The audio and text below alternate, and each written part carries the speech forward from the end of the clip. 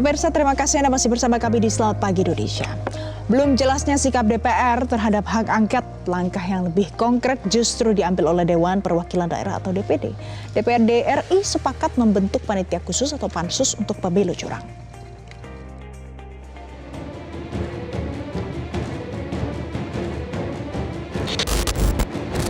Dewan Perwakilan Daerah atau DPD RI sepakat membentuk panitia khusus atau pansus terkait dugaan kecurangan pemilu serentak 2024.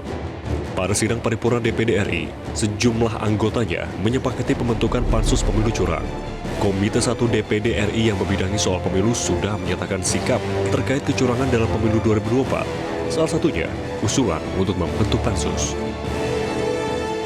Seperti diketahui, pembentukan pansus berawal dari adanya interupsi oleh anggota DPD RI asal Sulawesi Selatan, Tamsil Lienrung, yang juga memaparkan maraknya kecurangan dalam pemilu serentak 2024.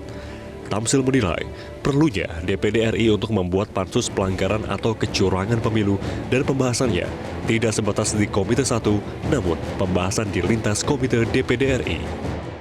Sekjen DPD RI Rahman Hadi menyatakan pembentukan pansus akan menunggu usulan dari alat kelengkapan DPD RI yang rencananya akan diusulkan pada pekan depan. Wakil Ketua Komite 2 DPD RI Abdullah Puteh menambahkan, pembentukan pansus kecurangan pemilu di DPD RI dimaksudkan guna menghindari adanya saling tuduh.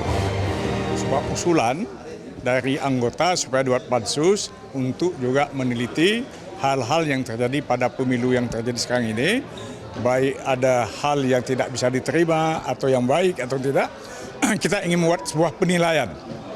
Nah, walaupun dasar adanya keinginan ini karena memang kita melihat secara masif di mana-mana hari ini terjadi yang disebut kecurangan. Nah, tapi kecurangan itu kan masih istilah. Nah, supaya tidak saling menuduh, nah, mari kita buat pansus. Pansus itu kan legal. Kita lihat memang kalau ada kecurangan apa itu harus diperbaiki ke depan atau bagaimana? Atau kalau kecurangan itu luar biasa, apa tindakan lebih lanjut? Supaya masyarakat menerima ini, pemilih itu betul-betul transparan, jujur, dan adil. Itu tujuannya. Sebelumnya, pada rapat paripurna DPR RI, pembukaan masa persidangan keempat tahun sidang 2023-2024 pada Selasa, 5 Maret 2024, usulan hak angket untuk mengusut kecurangan pemilu 2024 juga kuat disurahkan oleh sejumlah fraksi di DPR RI. Ada 3 partai politik di DPR yang mengusulkan hak angket kecurangan pemilu 2024, yakni fraksi PDI Perjuangan, PKS, dan fraksi PKB. Namun usulan hak angket tersebut tidak direspon oleh pimpinan rapat paripurna, yakni Sufmi Dasko dari Partai Gerindra. Ditemui usai rapat paripurna, Sufmi beralasan adanya interupsi mengenai hak angket saat sidang DPR tak sesuai mekanisme dalam pengajuan hak angket. Hak angket itu kan ada mekanisme. Nah, jadi kalau memang ada kawan-kawan tadi yang menyampaikan aspirasi hak angket, ya kan ada mekanismenya di DPR. Yang sudah ada prasyarat yang harus dipenuhi oleh yang mengajukan, kemudian diajukan ke pimpinan DPR. Udah itu aja. Tapi ini sudah dibahas di Rapim atau Bamus belum sih? Ya gimana Rapim membangun rapat anunya aja baru hari ini, kita baru rapat masuk sidangnya hari ini. Meski PDI Perjuangan yang merupakan inisiator awal digulirkannya hak angket, namun hingga kini PDIP belum menunjukkan sikap dan langkah tegasnya. Sementara, dari kubu Amin, anggota DPR RI fraksi Nasdem Taufik Basari memastikan fraksi Nasdem berkomitmen mendukung hak angket untuk menyelidiki dugaan kecurangan pemilu 2024. Taufik Basari menjelaskan, usulan hak angket memiliki mekanisme, bukan dengan hanya menyuarakan di rapat paripurna DPR. Sejak awal sampai saat ini, Partai Nasdem tetap komit untuk mengajukan hak angket dan menjadi bagian dari pengajuan hak angket tersebut. Dan itu sudah disampaikan secara resmi oleh DPP Partai Nasdem melalui pernyataan di kantor DPP Partai Nasdem di Gondang Dia oleh Sekjen Partai Nasdem bersama-sama juga dengan Sekjen PKB dan PKS. Sehingga sebenarnya sudah jelas posisi dan sikap dari Partai Nasdem terhadap hak angket ini. Nah, terkait pertanyaan kenapa kemarin tidak interupsi di dalam paripurna, kemudian dianggap bahwa ada keraguan dari Nasdem itu tidak sama sekali ya. Di dalam mekanisme pengajuan hak angket itu bukan dengan cara interupsi di paripurna. Di tengah berlangsungnya rapat paripurna DPR RI, ribuan orang dari berbagai lapisan masyarakat juga sempat menggelar unjuk rasa di depan gedung DPR Jakarta. Mereka mendukung DPR untuk menggulirkan hak angket agar bisa tuntas mengusut dugaan kecurangan pemilu serentak 2024. Masa sempat membakar ban di tengah aksi mereka sebagai salah satu bentuk protes atas dugaan pemilu curang. Masa juga meminta Presiden Joko Widodo untuk diadili karena dianggap cawe-cawe dan membiarkan terjadinya kecurangan selama pemilu serentak. Syarat hak angket di DPR ialah minimal diusulkan oleh 25 anggota DPR yang menandatangani dan harus mencakup sekurang-kurangnya 2 fraksi di DPR. Dari Jakarta, Tim Liputan Metro TV. Pemirsa disebut tidak memiliki kekuatan dan dampak.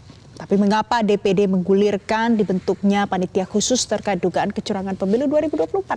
Bisakah berlanjut ke arah yang lebih jauh, terutama terhadap legitimasi pemilu? Kita akan bahas selengkapnya bersama pakar hukum tata negara Universitas Pulau Warman, ada Herdiansyah Hamzah Castro, dan kami juga mencoba menghubungi anggota DPD RI, ada Tamsil Linrum, tapi sampai sekarang belum bisa dihubungi. Saya sapa dulu Pak Herdiansyah, selamat pagi. Selamat pagi, Mbak Valen. Pagi. Pak Herdiansyah, ini kita tahu DPD ini independen, tapi kemudian dia mendahului DPR karena ada tindakan nyatanya membentuk pansus. Tapi pertanyaannya adalah, apakah ini hanya sekedar langkah awalnya saja, atau mungkin ada bargaining politiknya, atau mungkin nanti tidak jadi apa-apa? Ya, pertama mesti kita pahami ya, memang betul kewenangan DPD itu limitatif. Kalau kita baca ketentuan di dalam Undang-Undang MD 3, kewenangan DPD itu masih terbatas, pertama mengajukan rancangan yang berkaitan dengan otonomi daerah, pemekaran, hubungan pusat dan daerah, pengaturan mengenai sumber daya alam dan lain sebagainya.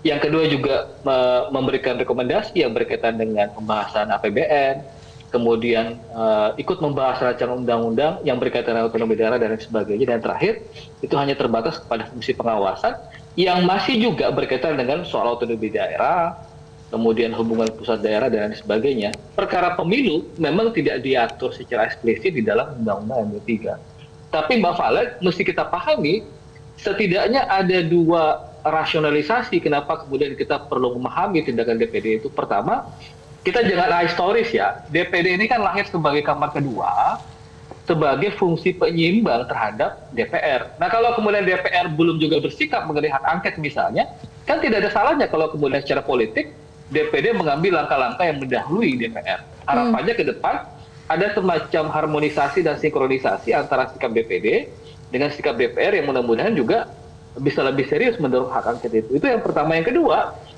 tindakan DPD yang kemudian membentuk pansus yang berkaitan dengan dugaan kecurangan pemilu ini juga mesti dipahami bahwa karena kanal-kanal yang tersedia, misalnya sengketa hasil memang dikanalisasi di MK ya, tetapi setidaknya yang punya legal standing itu kan hanya peserta pemilu. Nah, publik yang kerap kali mengeluhkan soal kecurangan pemilu dan lain sebagainya, itu kemudian coba dikanalisasi melalui DPD. Dan itu menurut saya inisiatif yang bagus.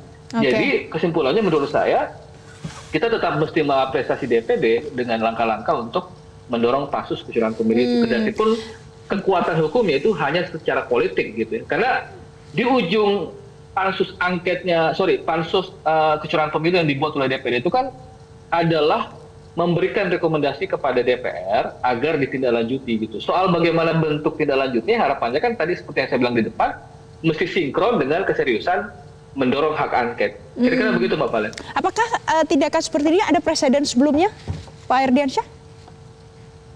Kalau berkaitan dengan pemilu, saya pikir ini pertama kali ya DPD kemudian mengambil sikap yang berkaitan dengan dugaan kecurangan pemilu. Tetapi ini bisa disebut bahwa ya DPD mengambil inisiatif yang menurut saya justru bisa menjawab atau mengakomodasi apa yang selama ini dikeluhkan oleh publik yang berkaitan dengan kecurangan. Kan tindak selanjutnya begini Mbak Valen, bisa jadi kemudian DPD karena punya perwakilan di masing-masing daerah, ya kenapa enggak secara aktif ya minta aja siapapun masyarakat yang menemukan dugaan kecurangan pemilu ya lapor aja ke DPD.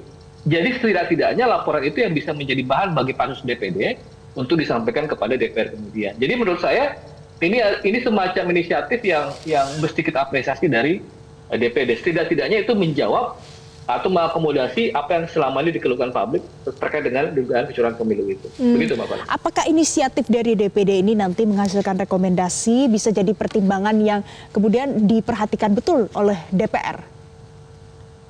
Nah, justru ini yang penting untuk kita kritik gitu ya, terkait dengan sikap DPR. Karena secara fungsi dan kewenangan sebenarnya kan yang berkaitan dengan penggunaan hak angket itu melekat di DPR, sebagaimana diatur dalam ketentuan pasal 79 di Junto 199 Undang-Undang MD3. Cuman situasinya kemarin berbeda ya. Kalau sekiranya DPR kemarin punya inisiatif lebih awal mendorong keseriusan pembentukan angket misalnya, saya pikir mungkin kawan-kawan DPD ya ikut arus ya. Tapi karena memang ada semacam upaya yang masih belum secara serius mendorong hak angket, maka inisiatif DPD kemudian diambil untuk pembentukan pansus itu. Nah, harapannya nanti, kalau pertanyaannya apakah itu bisa menjadi pertimbangan bagi DPR, sebenarnya kan kanalnya nanti adalah penggunaan hak angket. Jadi kita berharap DPR juga lebih serius mendorong hak angket itu yang berkaitan dengan isu-isu atau dugaan-dugaan dalam koridor kepentingan pemerintahan ya, karena sasaran angket itu kan adalah soal kekuasaan eksekutif.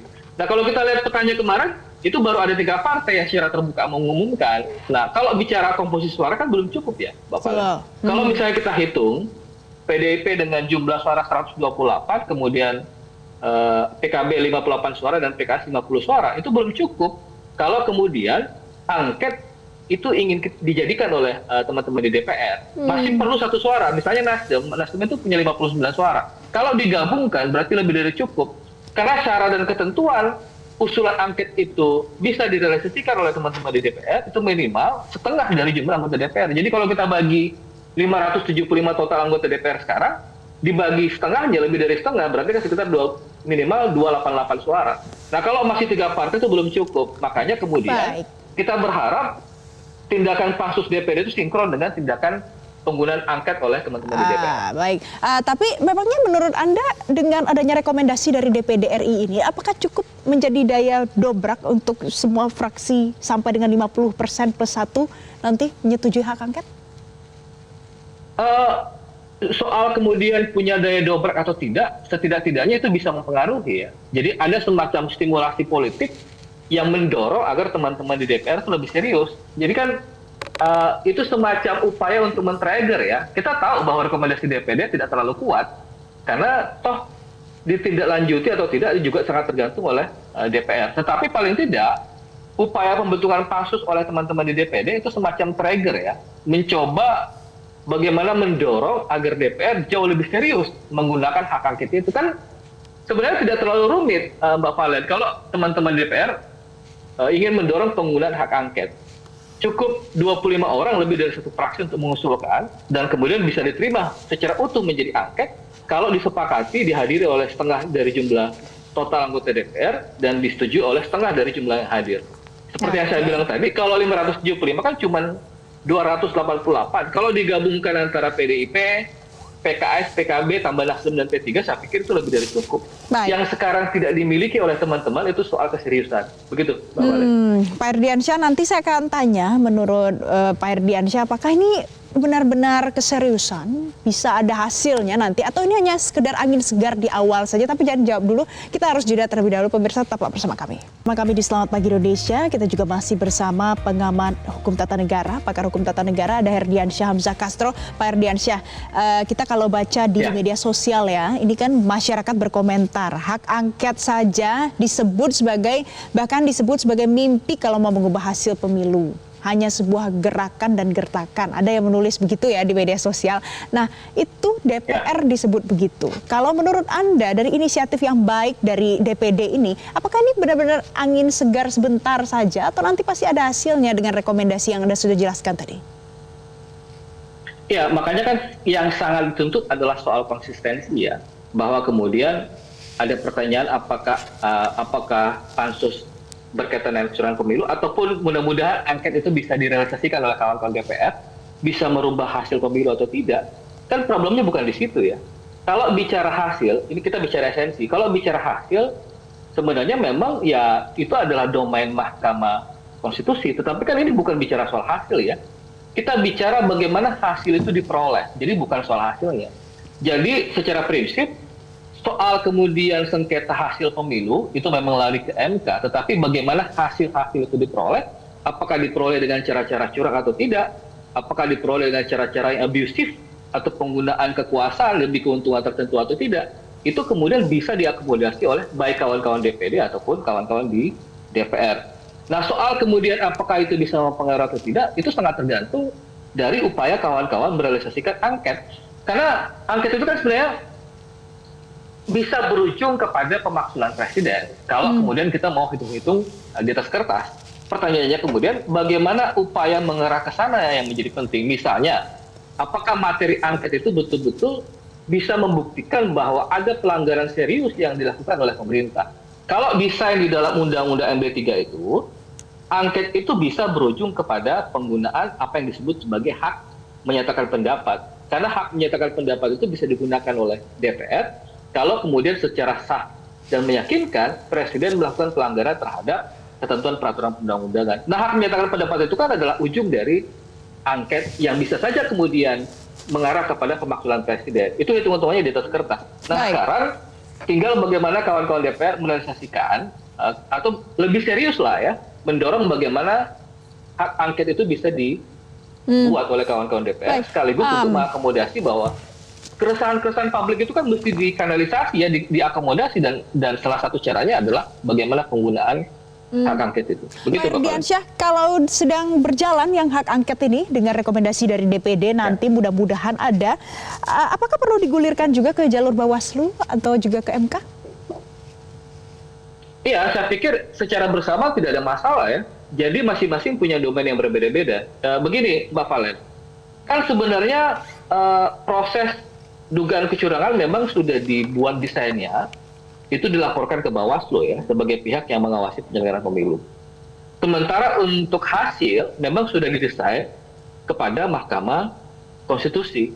Tapi sebagai contoh, kalau kemudian hasil yang kita mau persoalkan, kan tidak semuanya orang punya legal standing ya. Tidak semua orang punya hak untuk mengajukan gugatan terhadap hasil-hasil pemilu. Misalnya Pilpres. Yang bisa mengajukan sengketa hasil itu kan cuma calon ya. Cuma 01, 02, 03 gitu ya, karena 3 calon. Yang bisa mengajukan gugatan ke Mahkamah Konstitusi. Pertanyaannya adalah, bagaimana dengan rakyat banyak? Bagaimana dengan publik misalnya? Bagaimana dengan orang-orang yang menyaksikan secara langsung praktek yang disebut, tanda kutip, sebagai bentuk kecurangan di dalam pemilu? Kan mesti dikanalisasi. Karena ruangnya tidak ada, maka seharusnya dipindahkanlah ke DPR supaya DPR bisa mengakomodasi dengan penggunaan hak angket. Ya harapannya hasil-hasil itu diperoleh misalnya dengan cara-cara curang, itu yang mesti dibuktikan, termasuk hal-hal yang dianggap tanda petik sebagai aib dari kekuasaan eksekutif. Misalnya materi angket itu kan bisa seputar cawe-cawenya presiden terhadap pelaksanaan pemilu, bisa seputar misalnya politisasi bansos untuk kepentingan pemenangan calon tertentu. Nah, hal-hal seperti ini kan bisa masuk bagian dari materi angket yang bisa saja kemudian membuka ruang perdebatan di sana, dan saya pikir itu menjadi edukasi yang penting bagi publik ya. Baik. Jadi tidak ada salahnya ya untuk mencoba di banyak jalur kalau memang punya cita-cita mau membongkar yang namanya dugaan kecurangan pemilu yang terjadi. Ini masih dugaan. Terima kasih Pak Ardiansyah sudah bergabung bersama kami pagi hari ini di Selamat Pagi Indonesia. Jelajahi cara baru mendapatkan informasi. Download Metro TV Extend sekarang.